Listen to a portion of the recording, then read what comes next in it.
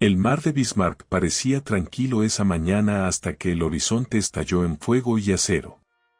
8 transportes desaparecidos. 4 destructores hundidos. Más de 3.000 hombres quedaron abatidos en aguas de color rojo sangre. Y luego vino la orden escalofriante. No hay supervivientes. ¿Qué llevó a los comandantes aliados a desatar una furia tan despiadada? ¿Y por qué esta historia sigue oculta en las sombras de la historia?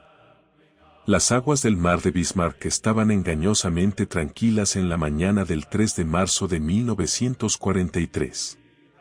Una tenue niebla flotaba sobre la superficie, trayendo consigo el acre olor a combustible y humo.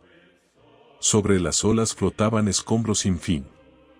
Vigas astilladas, acero retorcido, botes salvavidas destrozados y, entre ellos, miles de hombres. Soldados japoneses despojados de sus rifles, con sus uniformes empapados de aceite, sus ojos vueltos hacia arriba ante el sonido que ahora dominaba el cielo. El pesado rugido de los motores americanos, el silbido de las ametralladoras descendiendo una vez más. Momentos antes, el mar había estallado en caos. Los transportes crujieron y se rompieron bajo el impacto de las bombas que rebotaron sobre el agua como piedras arrojadas. Los destructores se estremecieron bajo la furia de los bombardeos y sus cubiertas fueron barridas por ráfagas de fuego de calibre 50.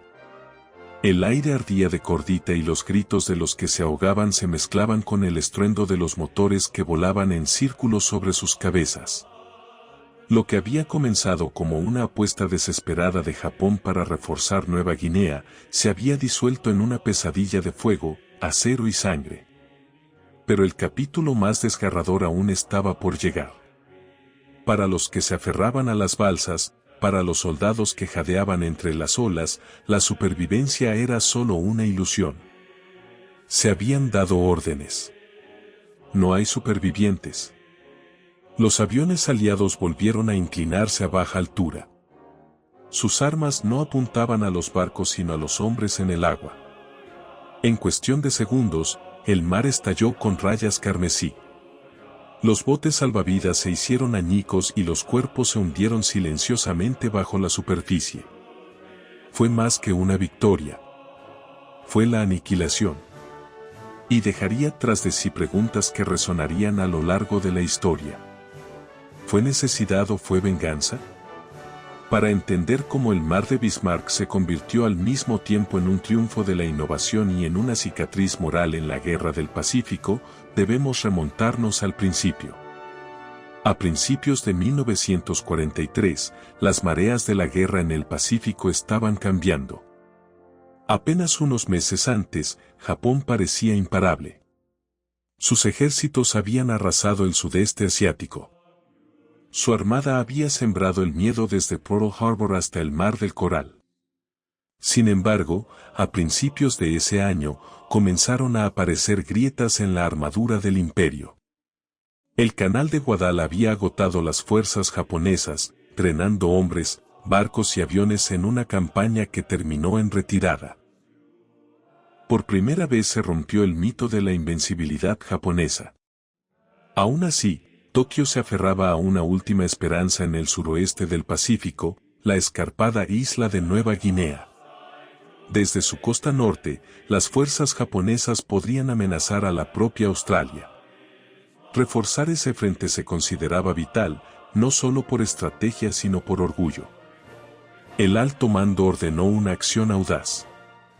Miles de tropas de la División de Élite 51 serían transportadas por mar a través de aguas rondadas por la aviación aliada hasta la guarnición de Ley.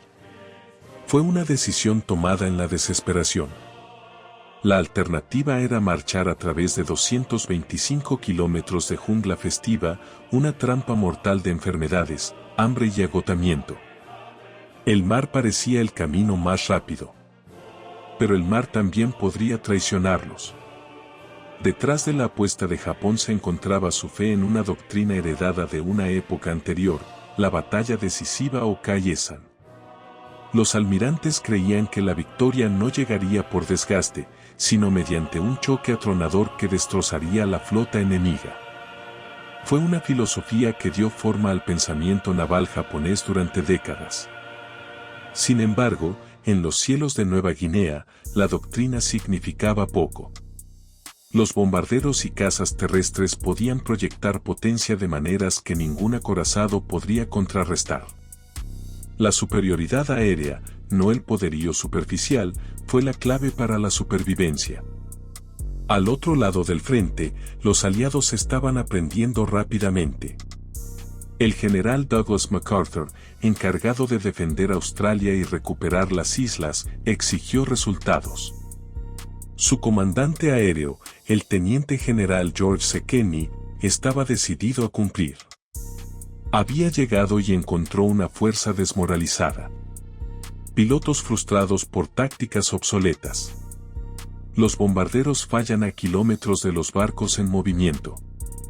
Los bombardeos de precisión a gran altitud, doctrina que antaño se defendía, habían demostrado ser inútiles. Menos del 1% de las bombas alcanzaron el blanco. Fue un fracaso rotundo. Pero Kenney no era prisionero de la tradición. Dio la bienvenida a los innovadores. Y entre sus oficiales había un hombre cuya furia contra Japón ardía tan intensamente como su genio para la invención. Cañón del mayor Paul Petty. Gunn, que había sido piloto de la Marina, vio a su esposa e hijos atrapados detrás de las líneas japonesas en Filipinas. Cada incursión que planeaba, cada arma que modificaba, llevaba el peso de esa venganza personal. Para él, la guerra no era algo abstracto. Fue íntimo. Y cambiaría la forma en que los bombarderos estadounidenses atacaban a los barcos. Mientras Japón preparaba su convoy, cargando transportes con soldados, municiones y combustible, Kenney y Gunn prepararon algo nuevo. Un arma forjada no en fábricas, sino en talleres con la imaginación como combustible.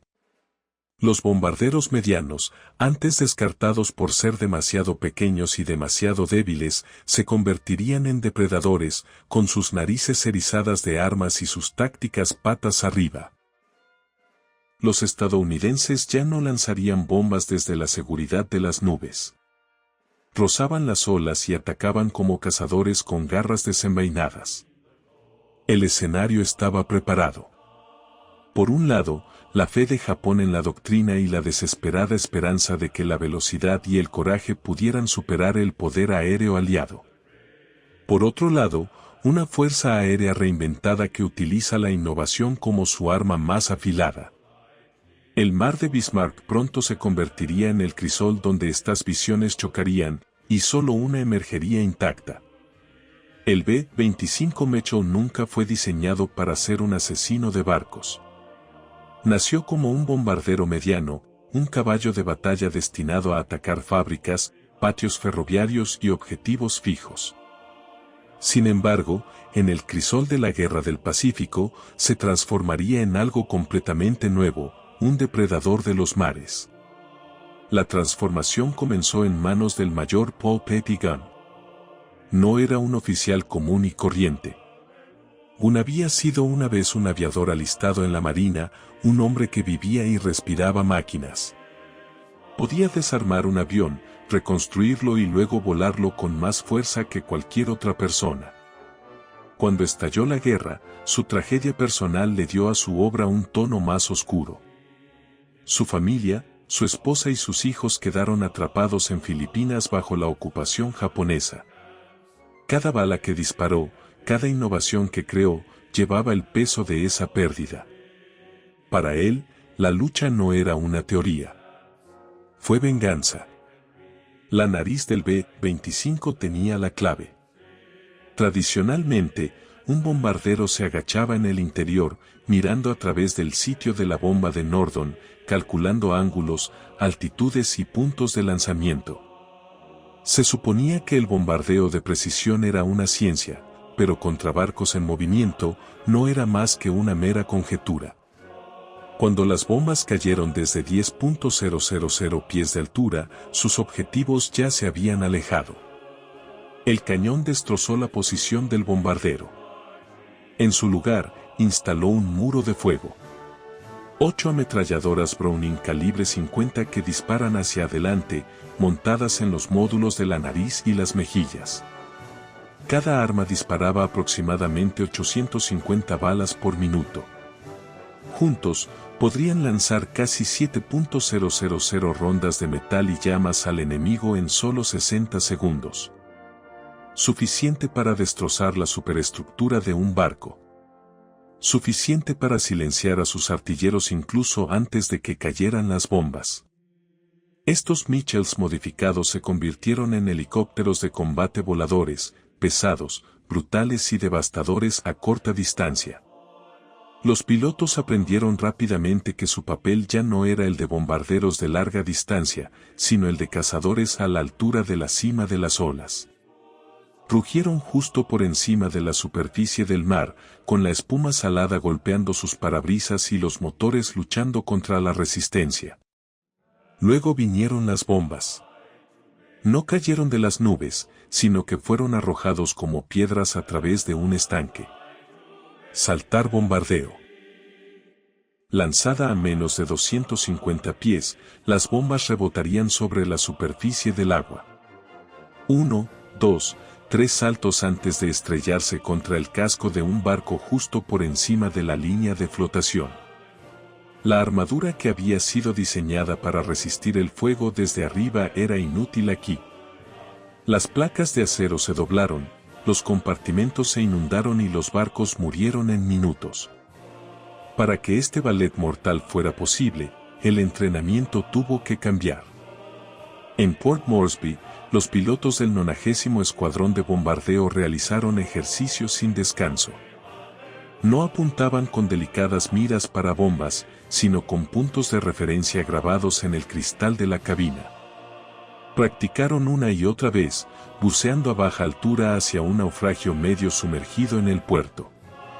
Cada carrera exigía una sincronización perfecta. Si se hubiera lanzado demasiado pronto, la bomba habría pasado volando sin causar daño. Si era demasiado tarde, se estrellaría contra el objetivo, a menudo con resultados catastróficos. Una de las tripulaciones murió instantáneamente cuando su Mitchell chocó contra el mástil del Rex. Sin embargo, los sobrevivientes siguieron adelante día tras día hasta que la precisión se convirtió en instinto. Ya no pensaban como tripulaciones de bombarderos. Pensaban como luchadores con cuchillos. Los australianos añadieron su propia espada al arsenal. El caza de proa Bristol, bimotor, blindado y repleto de cañones, fue construido desde el principio para la destrucción a corta distancia. 4 cañones de 20 milímetros en su nariz podían atravesar el blindaje y destrozar a las tripulaciones de los cañones y el equipo. 6 ametralladoras adicionales solo profundizaron la tormenta. Su trabajo sería entrar primero, rastrillar las cubiertas japonesas con fuego y silenciar las armas antiaéreas. Entonces los Mitchell atacarían. Fue una coreografía de muerte. Cada movimiento está sincronizado al segundo. Cada rol es vital para la supervivencia. A medida que estas innovaciones tomaron forma, el estado de ánimo entre las tripulaciones aliadas cambió. Ya no se sentían como instrumentos contundentes que lanzaban bombas en vano a naves ágiles. Se habían convertido en especialistas. Tenían en sus manos un arma diseñada específicamente para la amenaza que enfrentaban. Por primera vez, los hombres de la Quinta Fuerza Aérea creyeron que no solo podían acosar a los convoys japoneses, sino que podían aniquilarlos. Lo que surgió a principios de 1943 fue más que una modificación del metal. Fue una revolución en el pensamiento, una doctrina reescrita no por teóricos, sino por hombres con grasa en sus manos y venganza en sus corazones. Y pronto esta creación sería puesta a prueba contra la carne, el acero y las implacables aguas del mar de Bismarck. En la noche del 1 de marzo de 1943, al amparo de las nubes de tormenta que se extendían sobre el mar de Bismarck, el convoy del contraalmirante Masatomi Kimura salió de Rabaul. 8 transportes repletos de casi 7,000 soldados, municiones, combustible y suministros. 8 destructores formaban una pantalla protectora y sus estelas brillaban débilmente a la luz de la luna.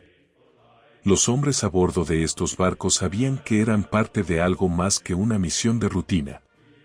Fueron el último gran refuerzo para Nueva Guinea. El éxito significó que Japón pudo mantener su posición. El fracaso significaba colapso. En cubierta, los soldados de la 51 División estaban apiñados. El aire estaba cargado de sudor y diésel. Algunos susurraron oraciones a sus antepasados. Otros fumaban en silencio, mirando el horizonte negro. Bajo sus pies, las bodegas crujían bajo el peso de cajas, proyectiles, raciones y sueños de supervivencia. Les habían dicho que cruzar el mar era más seguro que marchar por la selva. Sin embargo, todos los hombres conocían el peligro. En algún lugar, los aviones estadounidenses rondaban como lobos. El propio Kimura estaba en el puente de su buque insignia, el destructor Shirayuki. Había luchado en las batallas alrededor del canal de Guadal y había visto de primera mano lo que los aviones aliados podían hacer a los barcos sorprendidos a la luz del día. Sus propias manos habían sacado a supervivientes de las aguas ardientes. Ahora, mientras los relámpagos cruzaban el cielo, esperaba que el clima cubriera sus barcos el tiempo suficiente para llegar a Ley. Pero la suerte en la guerra fue fugaz. Al amanecer del 2 de marzo las nubes comenzaron a disiparse. Los aviones de reconocimiento estadounidenses ya estaban en el aire. Desde la base aliada de Port Moresby, los aviones PBY Catalinas de ala larga despegaron, volando pesadamente hacia el cielo. Su misión era sencilla. Encuentre el convoy, sígalo e informe de cada uno de sus movimientos. Podrían permanecer en el aire durante más de 20 horas. Lento, vulnerable, pero persistente. Los cazadores habían avistado su presa. En su cuartel general, el general George C. Kenney estudió las fotografías. Las imágenes granuladas mostraban transportes agrupados y destructores cortando las olas en formación. Para Kenney, parecía un regalo. El golpe decisivo que había esperado. Llamó a sus comandantes, con voz aguda y convicción. Mañana el cielo arderá. Mañana las nuevas tácticas se pondrán a prueba. De vuelta en el mar, la tensión aumentó. El 2 de marzo, a las 10 de la mañana, 8 fortalezas voladoras B-17 aparecieron en lo alto del horizonte. Los motores zumbaban como un trueno. Los japoneses abrieron fuego y sus cañones antiaéreos ladraron desafiantemente. Las bombas caían del cielo y se dirigían hacia el convoy. El mar estalló en imponentes columnas de agua. El agua caía a cántaros sobre las cubiertas, salpicando los rostros ya tensos por el miedo. Un transporte, el Kyokusai Maru, recibió un impacto directo y se hizo añicos en llamas. Se hundió rápidamente, llevándose consigo a casi 400 hombres. Los supervivientes fueron rescatados y subidos a bordo de destructores que llenaron sus cubiertas. Para Kimura, la primera sangre había sido derramada. Sabía que era solo el comienzo. Esa noche, el convoy continuó su marcha. El mar estaba inquieto. Los hombres todavía están inquietos. Hacinados a bordo de destructores que ya llevaban el doble de capacidad, los soldados intentaron descansar en cubiertas abiertas, resbaladizas por el agua del mar. Algunos agarraban sus rifles como si solo el acero pudiera mantener a raya a la muerte. Los oficiales murmuraron sobre el creciente poder aéreo de los estadounidenses. Nadie hablaba abiertamente de desesperación, pero esta flotaba en el aire como una nube de tormenta. Muy arriba, los Catalinas volaban en círculos, comunicando por radio la posición del convoy cada hora. Sus pilotos sabían que volaban dentro del alcance de los cazas japoneses. Aún así, resistieron, decididos a mantener al enemigo bajo vigilancia. Cada transmisión apretaba aún más el lazo alrededor de la formación de Kimura. Cada milla que avanzaban acercaba los transportes a Ley, pero también los acercaba más a la trampa. Cuando amaneció el 3 de marzo, el mar estaba en calma y el horizonte despejado. El cielo sopló sin piedad. El corazón de Kimura se hundió. El tiempo claro era una maldición. Ordenó a sus barcos que formaran una formación más cerrada. Tripulaciones antiaéreas preparadas. Artilleros escaneando los cielos. Más de 6.000 hombres se encontraban a solo 60 metros de su destino. Pero ya eran fantasmas al acecho. En Port Moresby, los motores rugieron al ponerse en marcha. Aviones de combate, B-25, A-20 Havix, todos elevándose en el aire de la mañana. Los cazadores venían. No atacarían desde las alturas de la doctrina, sino desde el borde de las olas. Para el convoy japonés, el largo viaje a través de la tormenta y la oscuridad había terminado. Más adelante estaba la luz del sol, y con ella la destrucción. La mañana del 3 de marzo de 1943. El horizonte brillaba con calor. El mar de Bismarck se extendía ancho y engañosamente tranquilo.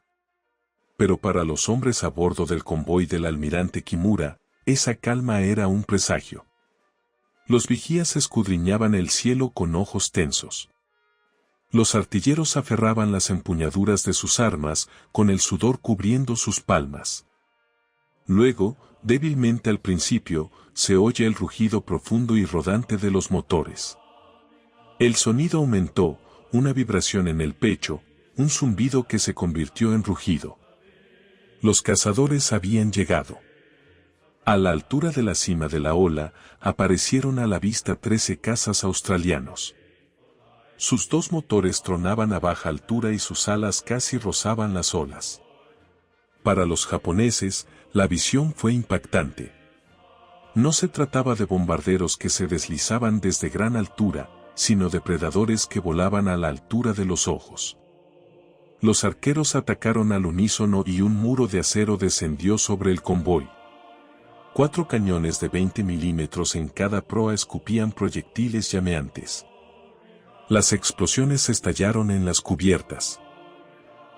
Los equipos antiaéreos fueron derribados antes de que pudieran siquiera apuntar. Nidos de ametralladoras destrozados. Artilleros arrojados al mar. El aire se llenó de astillas de madera, trozos de metal, fragmentos de hombres. Los supervivientes recordarían más tarde los pasos de los cazas de proa como tormentas de fuego a las que ningún barco podía resistir. El plan funcionó. Mientras los defensores japoneses se tambaleaban, llegó la siguiente oleada. 12 B-25 Mecho modificados para convertirse en helicópteros de combate se lanzaron sobre el convoy. Volando a solo 30 pies sobre el agua. Parecían increíblemente cercanos. Sus narices ardían con balas Browning del calibre 850. El sonido era como un lienzo desgarrándose, un desgarro implacable que devoraba todo a su paso. Las balas atravesaron el casco del destructor Shirayuki. Los oficiales que estaban en el puente cayeron donde estaban. El propio almirante Kamura se tambaleó hacia atrás, mientras la sangre brotaba de su uniforme. El equipo de control de incendios quedó destrozado. El barco estaba ciego. Sus armas silenciadas. Momentos después, llegaron las bombas. Soltados a baja altura, saltaron sobre el agua como piedras lanzadas por la mano de un gigante. Uno de ellos impactó en el costado del Shirayuki y detonó debajo de su línea de flotación. Una columna de agua y acero estalló hacia el cielo. Los compartimentos se inundaron instantáneamente. Hombres arrastrados por torancetes. El destructor se estremeció, se retorció y luego se rompió. Las llamas envolvieron las cubiertas. Los gritos se desvanecieron bajo el rugido del mar. Los transportes eran aún más vulnerables. Diseñado para carga, no para combate. Eran trampas mortales que una vez fueron atacadas. El Teayom Maru gimió cuando los disparos impactaron el casco. Los soldados apiñados en sus bodegas no tenían escapatoria. Las bombas impactaron contra sus costados, abriendo enormes agujeros. El agua entró a raudales y cientos de personas quedaron atrapadas bajo cubierta. Sus gritos fueron ahogados por las fuertes olas. Otros saltaron por la borda, agarrando fragmentos de madera, solo para ser derribados por las ametralladoras. En cuestión de minutos, el barco se hundió, sin dejar atrás nada más que petróleo, cadáveres y restos a la deriva. Al otro lado del convoy reinaba el caos. El Aracio intentó maniobrar desesperadamente. Sus artilleros disparaban a ciegas contra figuras que pasaban gritando. Una bomba cayó en medio del barco y lo destrozó. Las llamas se elevaron mientras los hombres se sumergían frenéticamente en el mar. El Yukasi, uno de los destructores más experimentados de Japón, luchó para salvar a los sobrevivientes mientras se abría paso bajo un ataque implacable. Ni siquiera ella pudo proteger los transportes. Uno a uno, los barcos fueron alcanzados, incendiados y hundidos.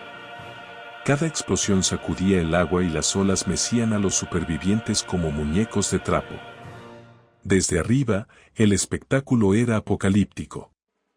Los B-7 atacaron desde gran altura y sus bombas cayeron en grandes columnas, dispersando aún más el convoy.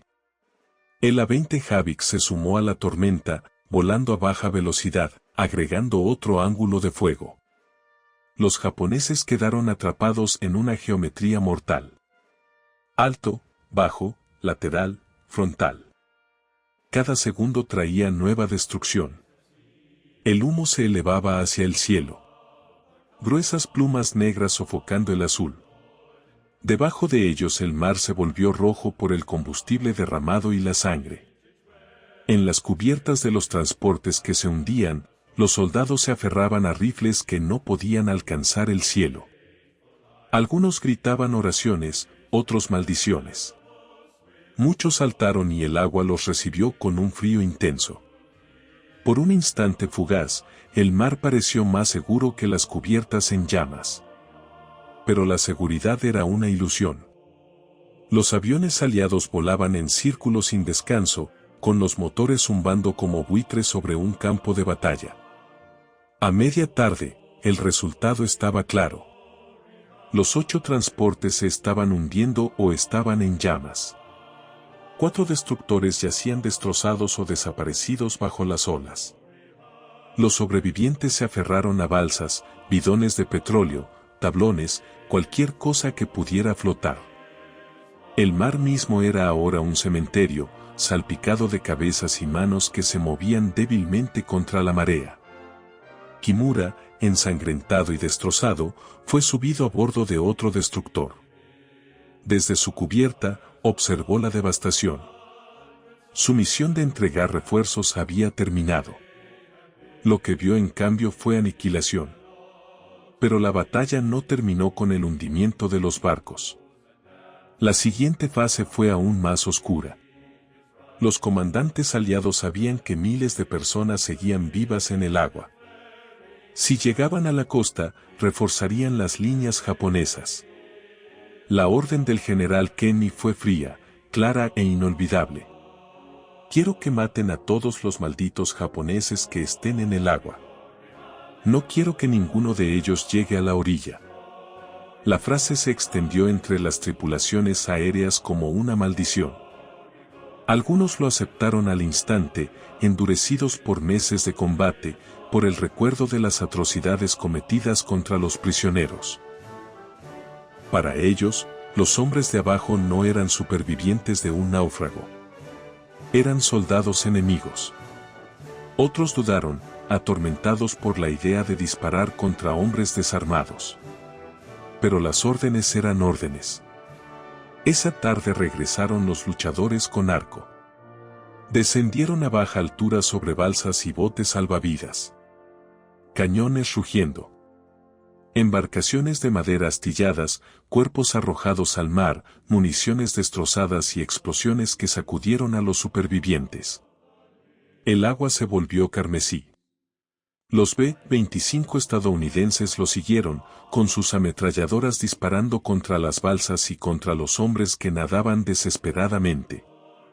Los informes hablaban de botes salvavidas definitivamente fuera de servicio. Palabras frías que enmascaran el horror. Cayó la noche, pero incluso entonces el mar no ofreció piedad. Las lanchas PT estadounidenses rondaban los restos del avión, disparando ametralladoras a quemarropa. Los submarinos japoneses intentaron entrar para rescatar a quien pudieron, pero bajo las constantes patrullas aéreas, sus esfuerzos fueron escasos. Cientos de personas se quedaron ahogadas. Para los japoneses, el mar de Bismarck se había convertido en una pesadilla sin fin. Para los aliados, fue una victoria más allá de toda expectativa. El convoy había sido borrado, aniquilado tan completamente que Tokio apenas podía creer los informes. Sin embargo, para los hombres que dispararon los cañones y ametrallaron los botes salvavidas, los recuerdos persistieron como cicatrices. Algunos defendieron sus acciones como una necesidad. Otros cargaron con la vergüenza durante el resto de sus vidas. Al final, el clímax de la batalla no fue solo la destrucción de barcos. Era la visión del mar mismo transformado en un vasto lienzo de escombros, petróleo y muerte. Un lugar donde la innovación había triunfado y donde la moralidad se había ahogado junto a los hombres de la 51ª División de Japón. El mar de Bismarck, antaño tranquilo e interminable, ahora rebosa de escombros.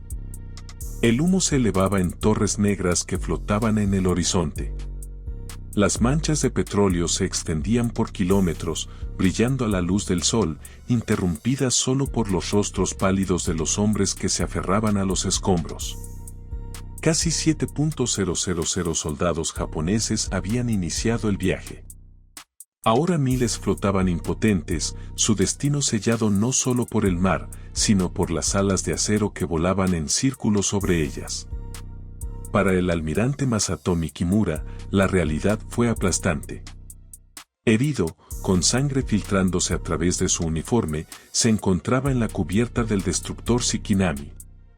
A su alrededor, los supervivientes se aferraban a las barandillas, rogando que los subieran a bordo. Los destructores habían sido construidos para albergar apenas 240 hombres. Ahora cada barco transportaba el doble o incluso el triple de ese número. Los cuerpos fueron amarrados a las cubiertas, sujetos simplemente para evitar que cayeran nuevamente al mar. Cada pasillo, cada rincón estaba repleto de heridos y desesperados. El rescate se había convertido en asfixia. De un lado aliado, la noticia de la victoria se extendió rápidamente. El general George C. Kenney leyó los informes con sombría satisfacción. La misión, dijo a su personal, no había terminado con el hundimiento de barcos. Los sobrevivientes eran soldados. Si llegaban a Ley, volverían a la lucha, prolongando la campaña. Su adjunto, el mayor general Hannes Whitehead, insistió más en este punto. La frase utilizada fue clínica, operaciones de limpieza. Pero cada piloto sabía lo que significaba. Los botes salvavidas, las balsas y los supervivientes eran ahora el objetivo. El 3 de marzo regresaron los luchadores con arco. El teniente de vuelo Ronald Yoren lideró a su escuadrón sobrevolando los restos a la deriva. Los cañones volvieron a rugir, astillando balsas de madera y destrozando barcos llenos de soldados. Los proyectiles explosivos destrozaron a los hombres y el agua hirvió con sangre. Los pilotos describieron escenas que nunca olvidarían. Rostros girados hacia arriba en señal de terror, brazos alzados en señal de rendición y luego borrados por el fuego. Algunos pilotos lo justificaron como un deber, otros se tragaron la bilis, atormentados por lo que vieron. Al día siguiente, las tripulaciones del B-25 estadounidense recibieron las mismas órdenes. El capitán Charles Howe, del 90º Escuadrón de Bombardeo, escribió más tarde que había disparado 2.500 rondas contra grupos de botes salvavidas. En su informe, la frase era escalofriantemente simple. El personal que se encontraba en el agua quedó definitivamente fuera de combate. Un eufemismo que enmascaraba la brutalidad. Para los que estaban en la cabina, era el lenguaje de la supervivencia. Para los que estaban en el mar, fue la aniquilación. La campaña duró 3 días. Las lanchas Pete rondaban por la noche, con sus ametralladoras destellando en las aguas oscuras, terminando lo que los bombarderos habían comenzado. Los submarinos japoneses entraron al amparo de la oscuridad. Desesperado por rescatar a los supervivientes de la carnicería. Solo lograron salvar a unos pocos cientos. Miles más fueron abandonados, dejados a su suerte, ahogados, muriendo de hambre o cayendo bajo el fuego de las ametralladoras. Cuando finalmente el sol se puso el 5 de marzo, el mar volvió a quedar en silencio. Silencio, salvo los escombros, el petróleo y los muertos. Para Tokio, la noticia fue impactante. 8 transportes desaparecidos.